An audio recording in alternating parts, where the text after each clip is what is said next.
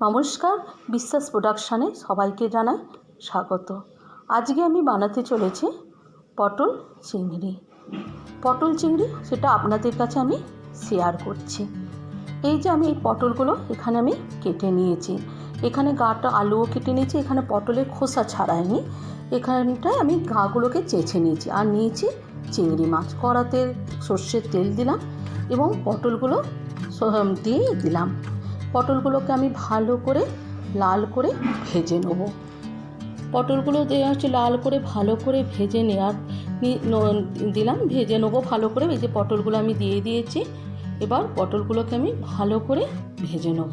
ভাজা হয়ে গেছে, এই যে পটলগুলো লাল করে আমার ভাজা হয়ে গেছে। এবার আমি একে একে পটলগুলোকে সব তুলে নেব। দেবো আলু ওই তেলের মধ্যে। ওই তেলের মধ্যে দেওয়ার পর আলুগুলোকে আমি ভালো করেও লাল করে ভেজে নেব। এবার আলুগুলো আমার লাল করে ভাজা হয়ে গেছে, আলুগুলোকে আমি আস্তে আস্তে করে সব তুলে নেব। এবার কড়াইয়ের তেলের মধ্যে দেবো আমি চিংড়ি মাছ। চিংড়ি মাছটাকে আমি কালো অংশগুলো বাদ দিয়ে দিয়েছি, আর বিশেষ আমি খোলা ছাড়াইনি, কারণ খোলা ছাড়ালে চিংড়ি মাছগুলো শক্ত হয়ে যায়। এবার একে একে করে আমি মশলা দেবো। প্রথমে দেবো আমি পেঁয়াজটাকে বেটে রেখেছিলাম, কড়ার তেলের মধ্যে সেই পেঁয়াজ বাটা দিলাম। পেঁয়াজ বাটাটাকে ভালো করে আমি নাড়িয়ে নেবো, নাড়াচাড়া করে নিলাম। নাড়াচাড়া করার পরে এবার দেবো আমি রসুন।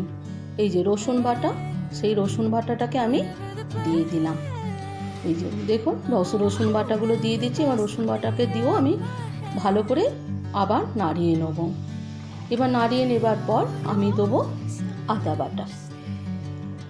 আদা বাটাটা দেওয়ার পর সেটাও আমি ভালো করে, সেখানেও আমি ভালো করে নাড়িয়ে নেব।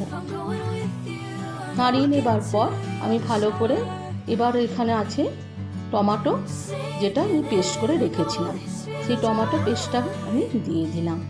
দিয়ে সমগ্র যে মশলা এগুলো পেঁয়াজ, আদা, রসুন, টমেটো, এবার তেজপাতা দিয়ে আমি ভালো করে একসাথে কষিয়ে নিলাম। কষিয়ে নেবার পর আমি এখানে কয়েকটা গুঁড়ো মশলা, যে নুন, লঙ্কা গুঁড়ো, জিরে গুঁড়ো, হলুদ গুঁড়ো আর চিনি দিয়ে রেখেছিলাম। এবার কড়াতে সেই মশলাতে একটু জল দিয়ে আলুগুলো আমি দিয়ে দিলাম। আলুগুলো তো আমি ভেজে রেখেছিলাম ডুবো ডুবো করে কাটা। এবার ওই মশলার জলটা দিয়ে দিলাম আলুগুলোকে সেদ্ধ করার জন্য। এবার আলুগুলো সেদ্ধ হয়ে যাক, ঠিক 80 মানে ভালোই সেদ্ধ হবে, কারণ বড় বড় এখানে আমি আলু কেটেছিলাম। দিয়ে আমি ঢাকা দিয়ে দিলাম। এই যে ঢাকা দিয়ে দিলাম, এবার ঢাকাটা খুললাম, দেখলাম যে আলুগুলো একটু সেদ্ধ হয়ে গেছে।